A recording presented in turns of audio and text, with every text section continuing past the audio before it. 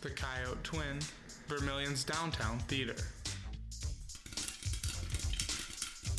Providing entertainment Thursdays through Sundays.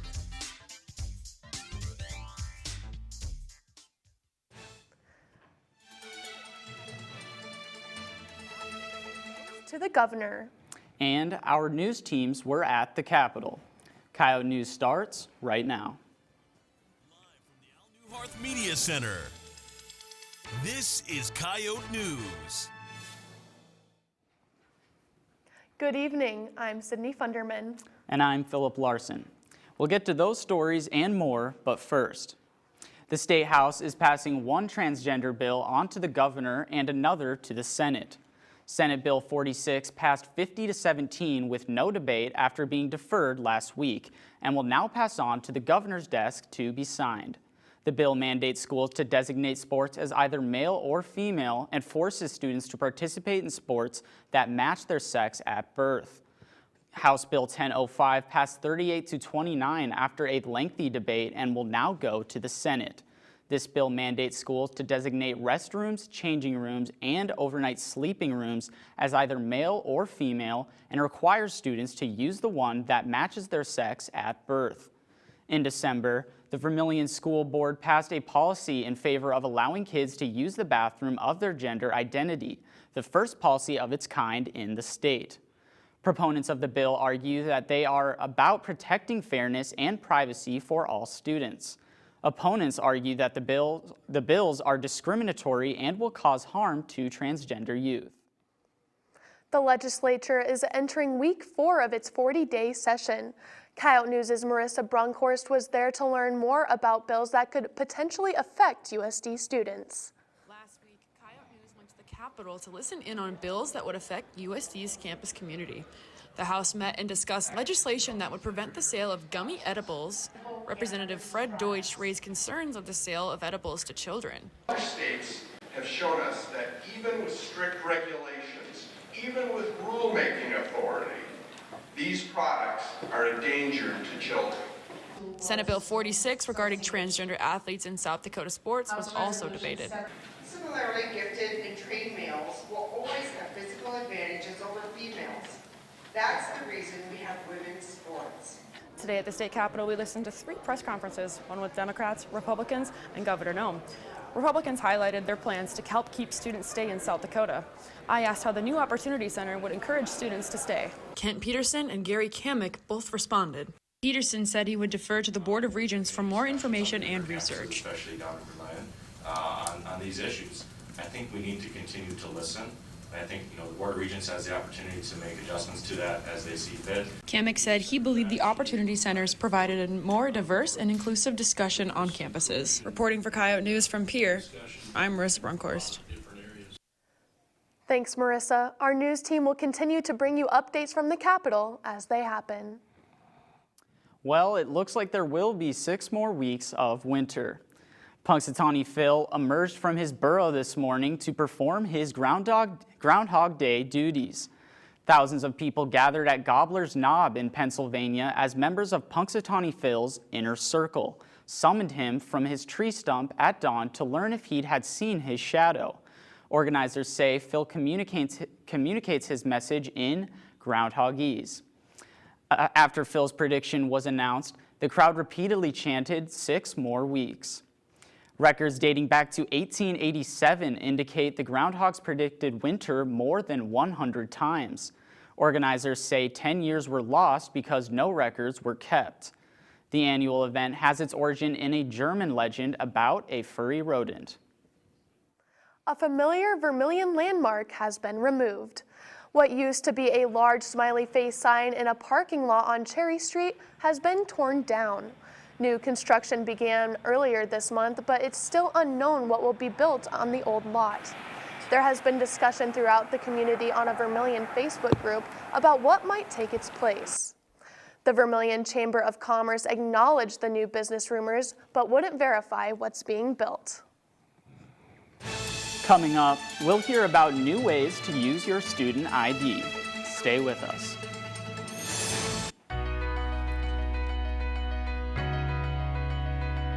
The Student Government Association is a great way for students to actually impact on what happens to campus or and make a meaningful change through legislation and SGA.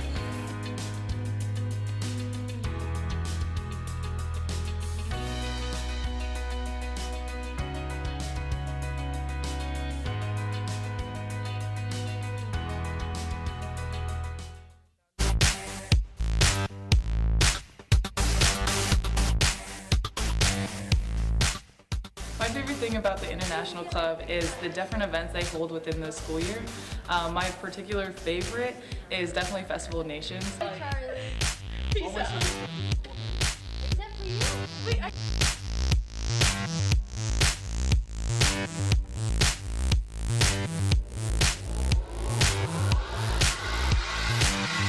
This is Coyote News.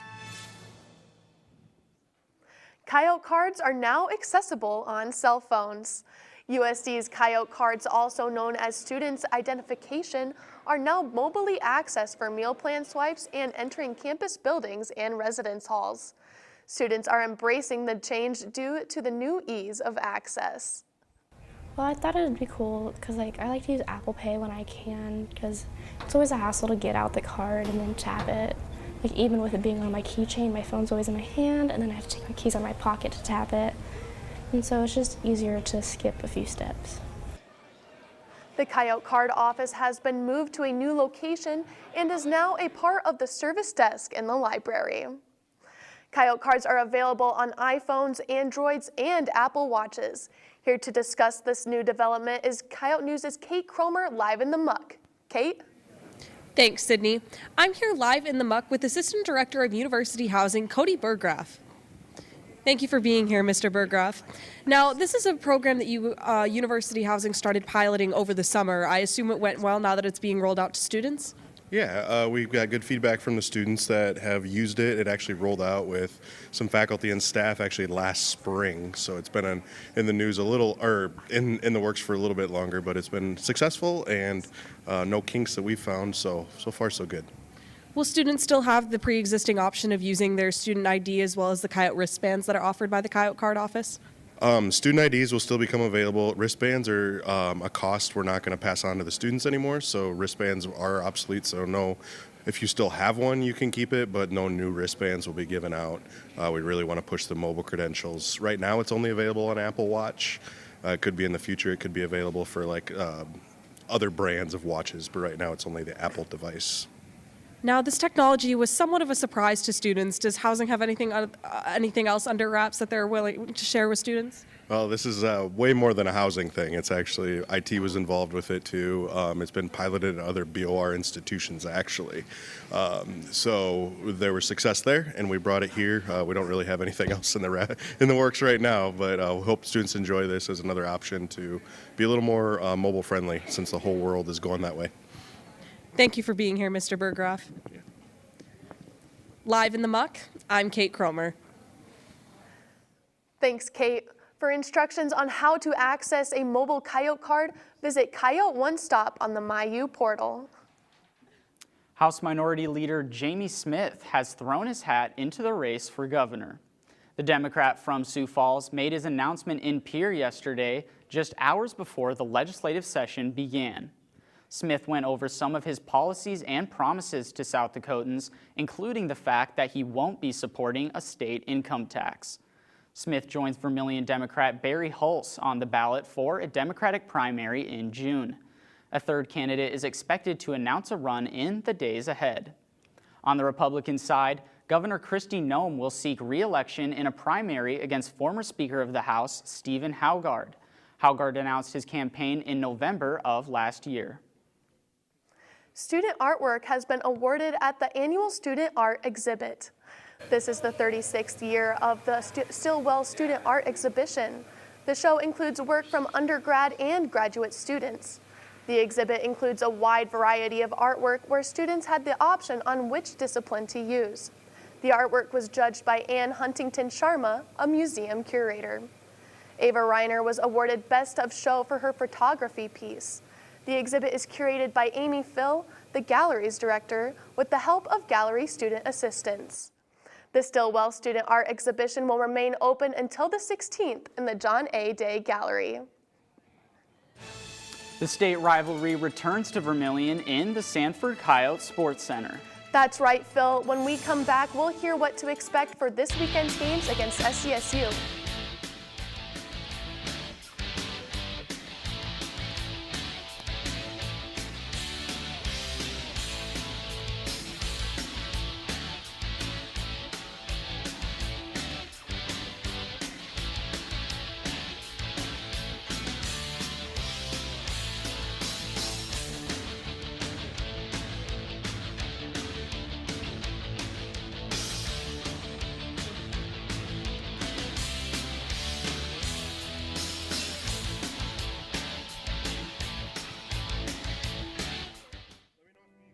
In the United States, approximately 6.3 million animals enter shelters every year.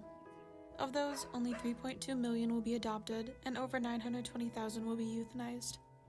Help put a stop to animal homelessness, save a life, and rescue your next best friend. This is Coyote News. This is Coyote Sports. I'm Hannah Gokenauer. And I'm Michael Stake. Today, a preview of this weekend's women and men's basketball games against the Jackrabbits. The Battle of South Dakota will take place this Saturday in men's basketball, where USD and SDSU will enter the SCSC in Vermilion together for the first time in 748 days. Due to COVID-19, both of last year's rivalry games were held in Brookings, where the team split the weekend. The Jackrabbits head into Vermilion with 19 wins and 4 losses, and are undefeated in conference play, putting them on top of the summit. The Jacks had to play 3 games this past week, 2 versus UND, 1 on Monday being a makeup game, then played the Bison on Saturday, with all 3 matches ending in the win column for the Jacks. The Coyotes head into Saturday's game with a 13-8 record and are 6-4 in conference play, placing them 4th in the Summit League. Last weekend, USD split their 2 games, losing in overtime against NDSU, but they bounced back against UND on Saturday, winning 71-58.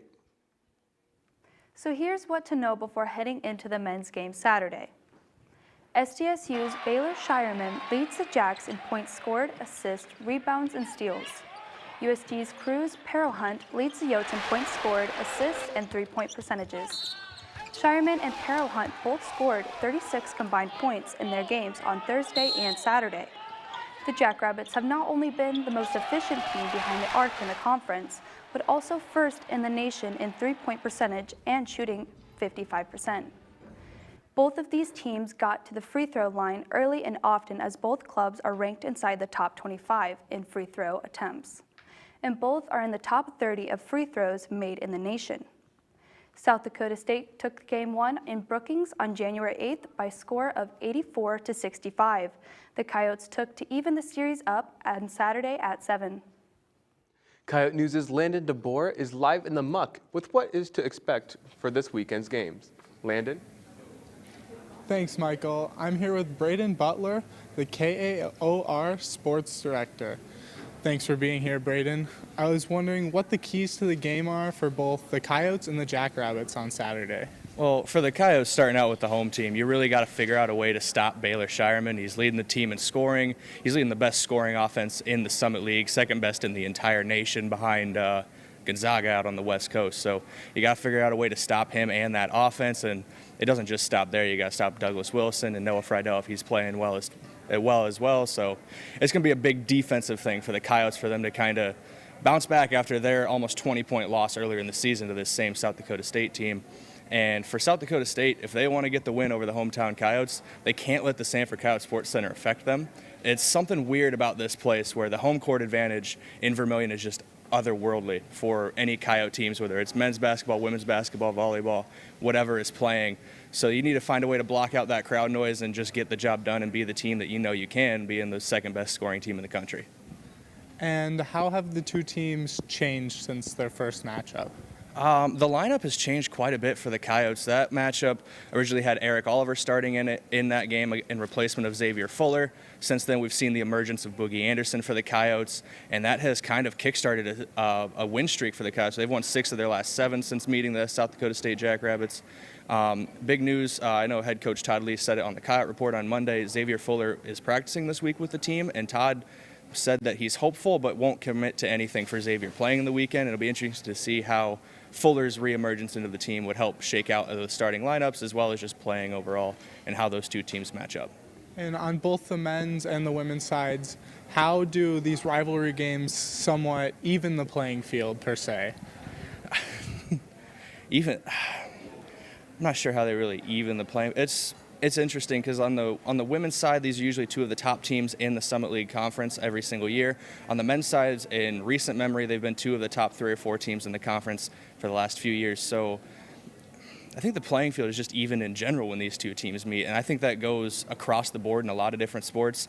We've seen some thrillers in football the last few years. We saw these 2 teams meet in the volleyball Summit League tournament earlier this year. So yeah, these 2 teams just seem to always find their way to each other, and they're always right next to each other when it comes to conference standings. Well, thank you for being here, Braden. Live in the muck for Coyote News, I'm Landon DeVore. Thanks, Landon. Coyote Radio will be covering the action this weekend on 91.1 KAOR. The Coyote women's team heads to Brookings to play rival South Dakota State. The Coyotes are currently on a 16-game win streak, helping them to an 18-4 record. And USD is on top of the Summit League, and they're the only team with a perfect record in conference play. The Coyotes defeated both North Dakota schools last weekend and are coming off their second best scoring game on the season, putting up 88 points in Grand Forks versus Fighting Hawks. The Jackrabbits are on a 6-game winning streak, and like the Coyotes, they are also defeated both North Dakota past schools this weekend, helping them maintain the 2nd seed in the Summit League. Their only loss is in conference play came in Vermilion on January 8th. Here's what to know about the women's game in Brookings. Jackrabbits forward Maya Sellen leads SDSU in points and in assist-to-turnover ratios. Coyote center Hannah Shervin leads USD in field goal percentage, rebounds, and in blocks. Both players are coming off key performances on Saturday as Sellen scored a season-high 23 points versus NDSU, while Shervin dropped 30 points against UND, her best scoring output versus a Summit League opponent in her career. Both teams find themselves inside the top 20 in the nation in assist-to-turnover ratio. Both teams also get on their list for different reasons, as the Jackrabbits are the best in conference in assists, while the Coyotes turn the ball over the least among Summit League teams. The Coyotes took Game 1 in Vermilion on January 8th. Now the Jackrabbits look to defend their home court in Brookings Saturday at 2. That's all for your Coyote Sports. Be sure to follow at Coyote Radio 911 on Twitter for live tweeting of the games.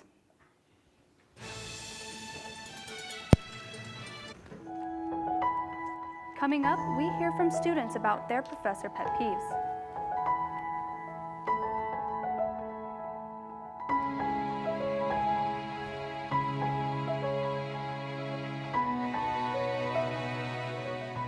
Hey, do you want to answer a quick question for Coyote News? Huh? What's the question? It's about roommates. It'll only take a second. I don't know. Come on. All you have to do is talk to me. What's the weirdest thing that you found your roommate doing? One time I came home from class and she was clipping her toenails on my bed. That was weird and gross.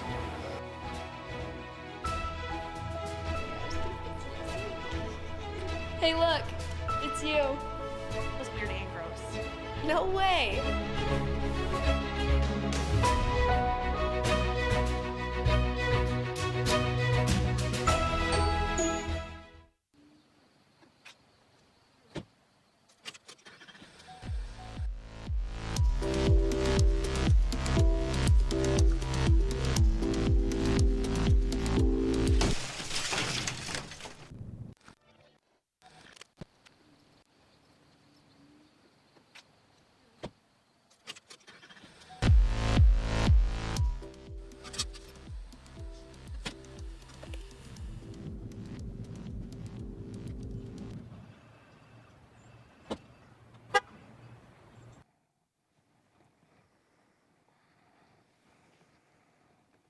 This is Coyote News.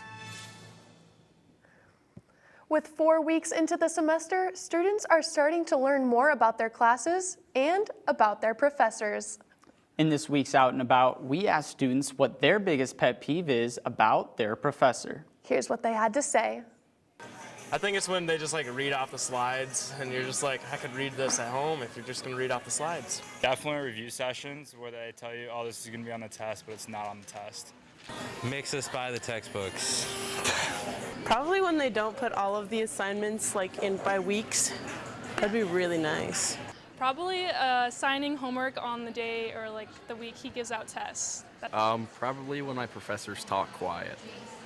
I don't like when they're not organized. I have a professor that likes to give out big assignments the day they're due, so that's bothersome. They're in the suite, like they have like a microphone on and they just breathe so loudly into it. This is when they don't think we have any other responsibilities in their class and they put too much pressure on us to get everything done for their class. When they take forever to grade, like they have very big expectations for us and then don't reciprocate that. Says that I did a great job writing, but still gives me a low grade. Well, Sydney, this might sound a little bit goofy, but since I am known as a notorious procrastinator, I would say it might be professors being a little too lenient on the due dates. I can see that, Phil, but I would have to say when they are in a lecture hall with the microphones and it's not always working, it gets a little frustrating. I feel that.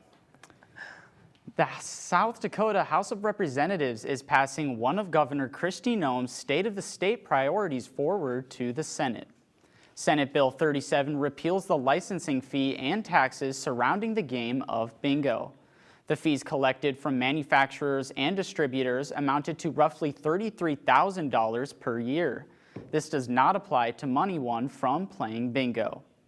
The representatives and speaker kept their bingo-related puns to a minimum throughout the discussion of the bill, but this did not stop them from joking around during the floor debate.